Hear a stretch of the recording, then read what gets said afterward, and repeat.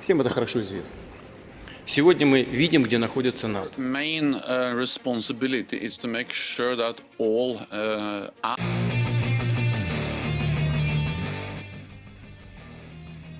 Putin bongkar dokumen strategis AS dan NATO yang menyebut musuh utama itu adalah Rusia.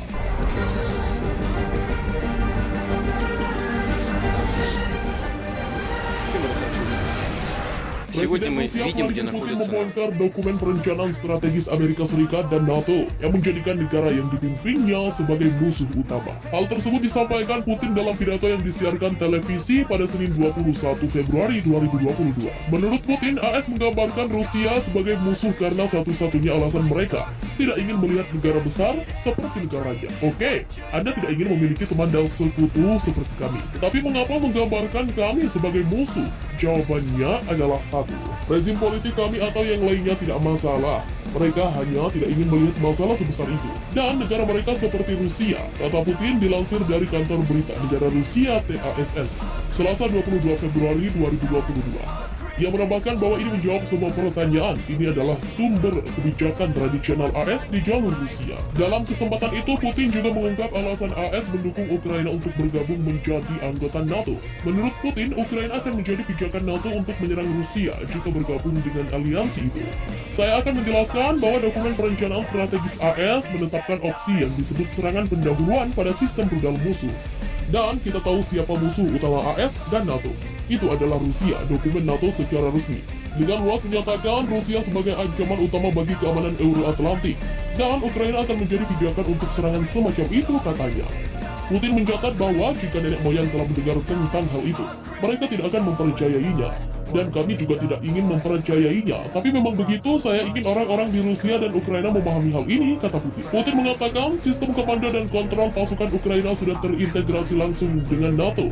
Dan aliansi tersebut telah mulai mengeksploitasi wilayah Ukraina. Sistem komando dan kontrol pasukan Ukraina sudah terintegrasi dengan NATO.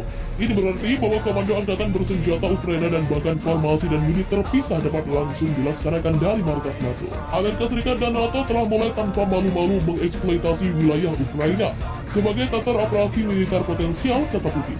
Putin menggambarkan bagaimana rezim Kiev terus-menerus ditingkatkan secara militer. Amerika Serikat sendiri telah menyalurkan miliaran dolar AS untuk tujuan ini sejak 2014. Termasuk pengiriman persenjataan, amunisi, dan pelatihan spesial. Dalam beberapa bulan terakhir, senjata barat terus mengalir ke Ukraina secara demonstratif, seperti yang terlihat oleh seluruh dunia, katanya. Aktivitas angkatan bersenjata Ukraina dan layanan khusus diarahkan oleh penasihat asing, kata Putin. Kami tahu betul tentang itu, kontingen militer negara-negara NATO sebenarnya telah hadir terus-menerus di wilayah Ukraina dengan berbagai dalih dalam beberapa tahun terakhir, kata Putin. Latihan bersama reguler memiliki bias anti-Rusia yang jelas, kata Putin. Tahun lalu saja mereka melibatkan lebih dari 23.000 tentara dan lebih dari 1.000 peralatan. Sebuah undang-undang telah diadopsi untuk mengakui angkatan bersenjata negara lain ke wilayah Ukraina pada tahun 2022 untuk berpartisipasi dalam latihan multinasional. Jelas bahwa ini terutama melibatkan pasukan NATO. Tahun baru ini tidak kurang dari 10 manuver gabungan seperti itu telah direncanakan. Jelas bahwa peristiwa tersebut berfungsi sebagai penutup untuk pembangunan militer cepat NATO di wilayah Ukraina, katanya. Putin menambahkan NATO sama sekali tidak peduli sedikit pun tentang kekhawatiran Rusia tentang keamanannya dan akan terus berperilaku seperti ini. Moskow tidak akan pernah tahan dengan itu. Tidak diragukan lagi, mereka berencana untuk mengimplementasikan rencana ini, ungkap Putin.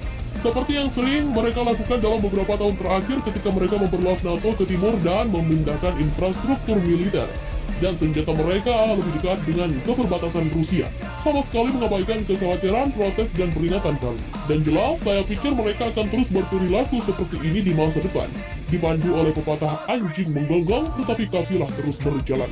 Saya akan segera mengatakannya, kita tidak pernah setuju untuk itu dan tidak akan pernah setuju, kata dia. Menurut Putin, Rusia memiliki semua alasan untuk berpikir bahwa penerimaan Ukraina ke NATO dan penyebaran senjata NATO di negara itu adalah masalah yang sudah pasti.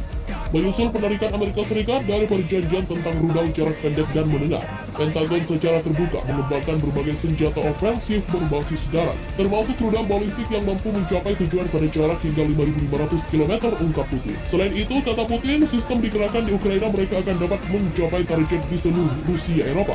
dan bahkan melintasi pegunungan Ural. Waktu pendekatan Tomahawk ke Moskow akan 35 menit. Rudal balistik dari Kharkov akan mencapainya dalam 7 hingga 8 menit dan akan memakan waktu 4 hingga 5 menit untuk cara ofensif hypersonic untuk melakukannya. Ini seperti pisau di tenggorokan. Saya tidak ragu bahwa mereka ingin menerapkan rencana ini, pungkasnya.